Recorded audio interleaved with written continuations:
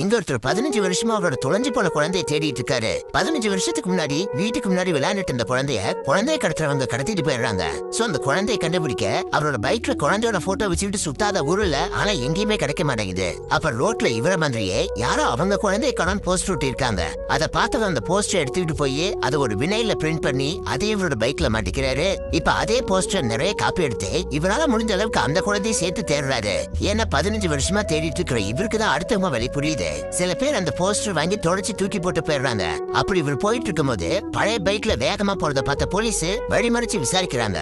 அதுக்கப்புறம் இவரோட கதையை கேட்டதும் எந்த ஃபைனும் போடாம இவர் வச்சிருந்த மேப்பை வாங்கி ரூட் சொல்லி அனுப்புறாங்க.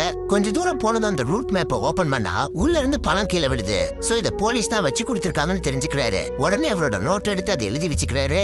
ஏன்னா இவரோட பையன் திரும்ப கிடைச்சதும் இத்தனை வருஷமா யாரெல்லாம் ஹெல்ப் பண்ணாங்களோ அவங்களோட காசை திருப்பி கொடுத்துடும் வைராக்கியமா இருக்காரு. இப்படி போயிட்டு இருக்க வழியில ஒரு டிராக்டர் மோதி பயங்கரமா அடிபட்டுருது. பைக்கும் டேமேஜ் ஆயிடுது. அப்ப யாருன்னே தெரியாத ஒரு பையன் இவரை தூக்கிட்டு போய் அவரோட பைக்கை ஃப்ரீயாவே ரெடி பண்ணி கொடுக்குறான். அதையும் இவரோட நோட்ல எழுதி வச்சுக்கிறாரு. அந்த பையன்கிட்ட இருக்கிற கம்ப்யூட்டர்ல சோசியல் மீடியால இவர் போட்ட போஸ்டுக்கு ஏதாவது ரிப்ளை வந்திருக்கான்னு பார்க்கும்போது யாரோ ஒருத்தர் இவர் சொன்ன அடையாளத்துல இருக்கிறதா ஒரு அட்ரஸ் அனுப்பியிருக்காங்க.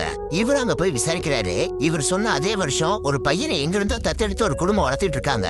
அந்த பையனுக்கு இப்ப 16 வயசு ஆகுது. அந்த பையனை பார்த்ததும் ஒரு நிமிஷம் உறைஞ்சு போய் நின்னுறாரு.